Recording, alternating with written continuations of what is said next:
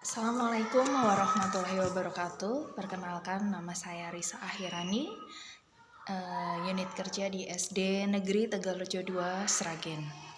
Tujuan pembuatan video kali ini adalah untuk memenuhi tugas latihan mandiri pada pelatihan program Semangat Belajar 2. Untuk menjawab pertanyaan yang pertama, apa yang saya dapatkan dan saya temukan dalam program pembelajaran tentang motivasi dan merdeka belajar, yaitu motivasi yaitu keseluruhan dorongan dalam diri siswa yang menimbulkan kegiatan belajar dengan menjawab pertanyaan mengapa saya mengerjakan tugas ini. Jadi, untuk menemukan motivasi itu sendiri harus berasal dari dalam diri siswa itu sendiri. Nah, tugas kita sebagai seorang guru adalah kita harus menumbuhkan motivasi yang ada pada setiap siswa, sehingga menurut saya siswa dapat mencapai tujuan mereka. Tentu saja motivasi ini harus dibangun dari dalam diri siswa itu sendiri. Kita membantu supaya siswa dapat termotivasi untuk belajar dan untuk menjawab pertanyaan mengapa saya mengerjakan tugas ini.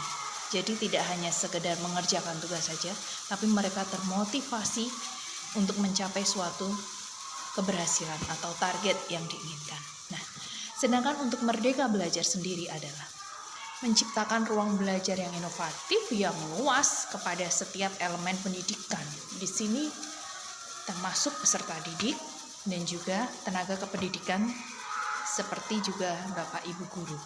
Nah, di merdeka belajar ini kita akan menemukan sendiri apa yang ingin kita pelajari, bagaimana cara mempelajarinya, bagaimana menemukan setiap jawaban-jawaban atas permasalahan yang ada.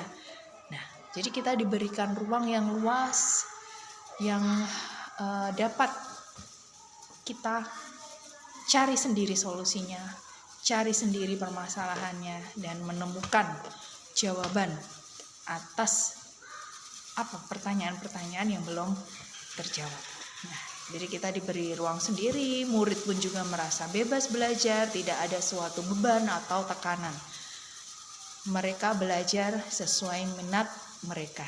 Kita sebagai guru memfasilitasi mereka. Kemudian yang kedua, supaya dapat mengelola motivasi dan menerapkan merdeka belajar, kita perlu melatih kompetensi dalam bidang yang pertama. Kita harus mengenali dulu kebutuhan diri dan murid. Jadi kita harus tahu karakteristik murid, kebutuhan apa saja yang mereka butuhkan, seperti itu. Yang kedua, kita juga menyusun tujuan pembelajaran di kelas. Jadi suatu pembelajaran itu ada tujuannya, tidak asal belajar. Nah, tujuan itu kita susun sendiri, seperti itu. Kemudian juga kita harus melatih bagaimana kita bisa memberikan umpan balik berkelanjutan. Nah, jadi yang ketiga adalah yang perlu kita latih, yaitu strategi umpan balik berkelanjutan. Jadi atas hasil kerja siswa, proses belajar siswa, kita memberikan umpan balik, itu sebagai bentuk kelanjutan dari proses belajar mengajar. Nah, kemudian